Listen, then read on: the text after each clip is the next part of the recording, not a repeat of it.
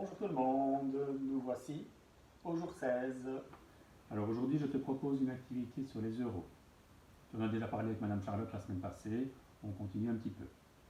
Pour l'activité tu auras besoin de 3 feuilles d'exercice que toi tu as peut-être eu la chance d'imprimer en couleur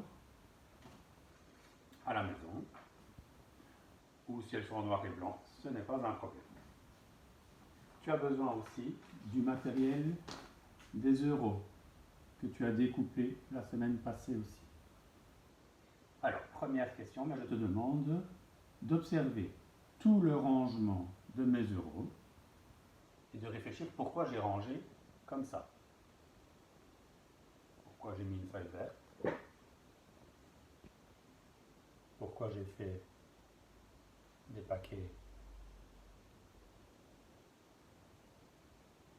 parfois 3 pièces l'une à côté de l'autre, parfois 2 pièces.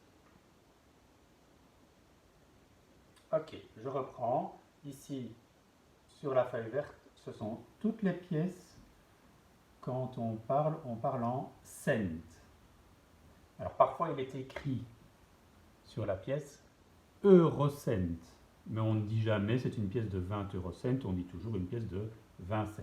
Ou 20 centimes, ça revient au même aussi. Donc je reprends, il y a 6 pièces qu'on parle en cent. 3 pièces couleur un peu brune comme ça, un peu cuivre, voilà. 3 pièces de couleur dorée, ça ce sont les cents. Et après, on va parler en euros. 2 pièces pour les euros et des billets en euros aussi. Alors il y a les pièces de 1 cent, 2 cents, 5 cents. En dessous de 1 cent, j'ai mis 10 cents. En dessous de 2 cents, 20 cents, 50 cents. Et la pièce de 1 euro et la pièce de 2 euros. Donc combien de pièces y a-t-il en tout? 3 et 3, 6 et 2, 8. Ok. Les billets, tu as retenu aussi. Les billets les plus courants, ce sont les 5, les 10 euros et les 20 euros. 50 euros, on en voit encore régulièrement, mais 100 euros, 200 euros et 500 euros, en tout cas pour moi, c'est beaucoup plus rare. Je les ai rangés pour qu'on puisse les retenir plus facilement. Si je te montre ceci, tu as besoin d'organiser ça avec tes yeux, de tourner la tête pour voir ce qui est écrit, pour reconnaître les pièces. Donc c'est beaucoup plus compliqué, beaucoup plus lent aussi pour reconnaître. Alors je laisse encore quelques secondes et après je cache et tu vas devoir redessiner les pièces et les billets. Pour redessiner les pièces et les billets, un simple rond pour une pièce, et tu écris par exemple une pièce de 1 et un petit C pour un cent, 1 euro par exemple, et les billets de rectangle. Et tu écris à l'intérieur la valeur du billet. Je te rappelle, 8 pièces différentes, 7 billets différents. Tu prends ta feuille d'exercice, tu la retournes et je te laisse un petit peu de temps pour dessiner les 8 pièces et les 7 billets différents en essayant de les ranger comme moi. Voilà, tu vas appuyer sur pause pour que tu puisses dessiner. Vas-y. Voilà, on se retrouve, je découvre le rangement pour que tu puisses vérifier ton travail.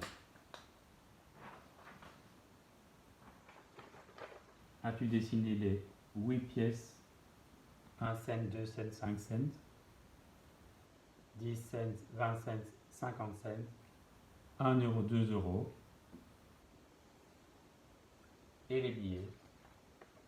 5 €, 10 €, 20 €,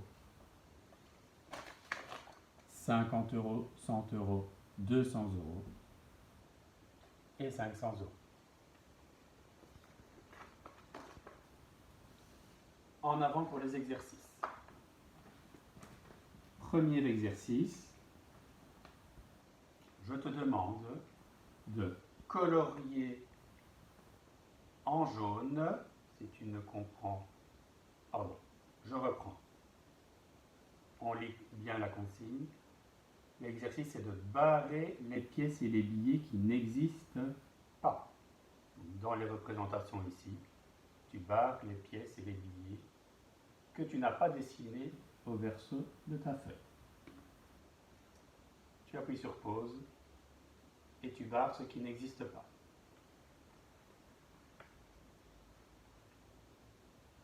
Deuxième consigne. Je te demande de colorier en jaune les pièces plus petites que 1 €. Colorier en jaune les pièces plus petites que 1 €, c'est-à-dire toutes les pièces en cents que j'avais mises ici. Tu vas appuyer sur pause et c'est parti. Ok.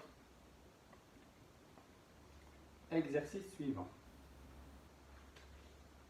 Je te demande de colorier les sommes, donc l'argent qui est dessiné.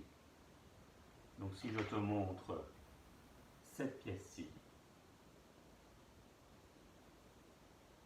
tu lis le nombre de euros ou cents. Tu as peut-être l'autre pièce en tête. 2 €. Donc à chaque fois tu colories. Donc tu prends un crayon de couleur et tu colories ce qui correspond au dessin. Et tu fais ça pour chaque exercice, chaque représentation. Attention, parfois j'ai mis plusieurs pièces ou plusieurs billets ensemble. Voilà, on appuie sur pause, tu peux y aller, tu peux colorier les sommes dessinées.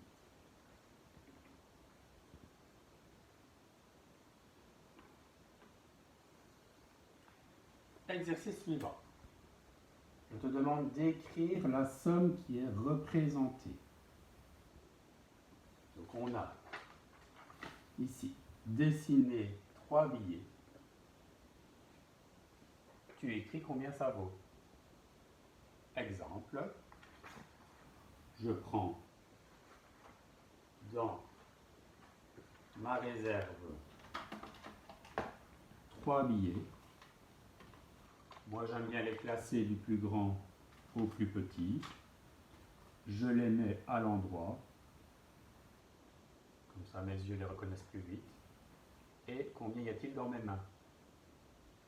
Pour ça, on fait une addition, on fait un plus. 50 € et 20 €. 5 et 2, ça fait 7. 50 et 20, ça fait 70. Et les 10 €. 80 €. 80 € que tu écris juste en dessous sur les pointillés.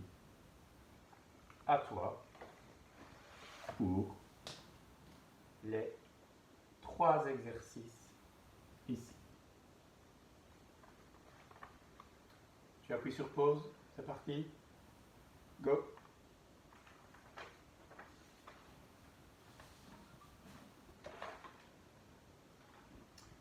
Exercice suivant. C'est sur la 3e feuille. Je te demande d'entourer pour obtenir la somme indiquée. Et tu écris le calcul. Tu remarques que tu as des dessins de billets. Tu remarques aussi que tu as un calcul avec des nombres qui manquent. Comme ceci.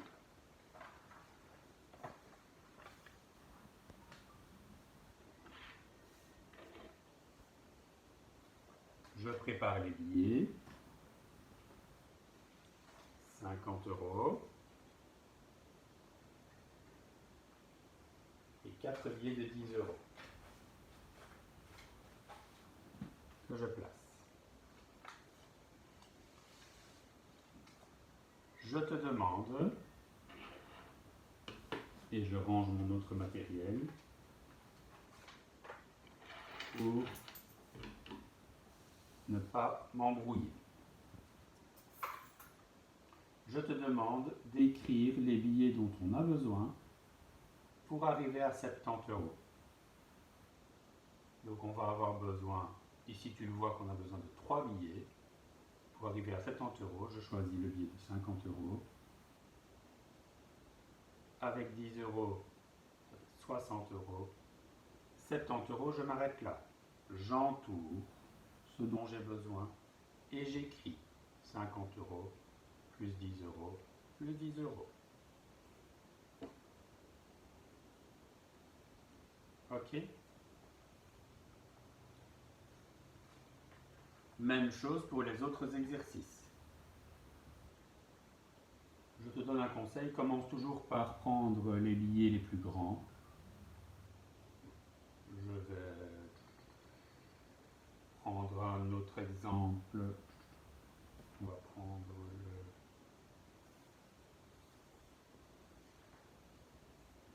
Pour arriver à 71 euros, on te propose un billet de 50, on te propose 3 billets de 10, on te propose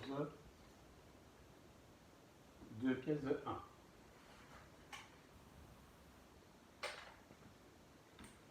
Alors, comment vas-tu calculer pour arriver à 71 euros? Tu commences toujours par le billet le plus grand. Est-ce qu'on a besoin du billet de 50 pour arriver à 70?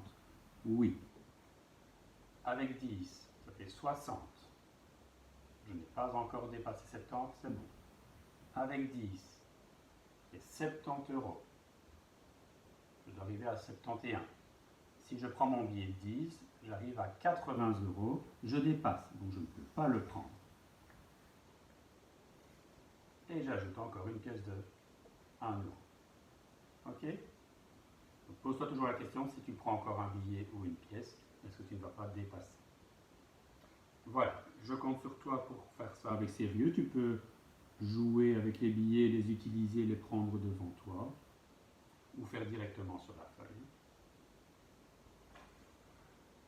Et après, quand tu as fini, si tu as envie de faire un autre petit jeu pour les reconnaître, pour reconnaître les billets, non, pardon, pour reconnaître les pièces, tu peux aussi constater qu'il y a des pièces où on voit des rainures ici. Et on peut même sentir les rainures autour. Ça va, la pièce de 50 cents, c'est comme ça. La pièce de 10 cents aussi. La pièce de 20 cents, il y a une rainure de temps en temps. Donc voilà aussi un autre moyen de reconnaître les pièces. Tu peux jouer à ça. Par exemple, une personne aveugle ou une personne qui voit mal, une personne malvoyante, eh bien, en sentant le contour de certaines pièces, elle peut savoir de quelle pièce il s'agit. Elle sait à l'avance qu'il y en a deux qui ont plein de petites rainures. La plus grande c'est 50 cents, la plus petite c'est 10 cents. Tu peux aussi t'amuser à sentir ce que pèsent les pièces. Les pièces de 5 cents et de 20 cents, elles sont presque aussi grandes l'une que l'autre. Par contre, il y en a une qui pèse plus lourd. Donc, tu peux faire travailler les autres sens. Tu peux faire travailler le toucher en sentant le contour de pièces, avec le bout de tes doigts et en fermant les yeux. Et tu peux aussi les sous-peser. Laquelle est la plus lourde, laquelle est la plus légère. Et ça te donne des pistes, des indices pour savoir de quelle pièce il s'agit. Voilà, bon travail. Enfin, tu as fini ton travail. Je te souhaite une belle après-midi ou une bonne fin de journée. À bientôt. Au revoir.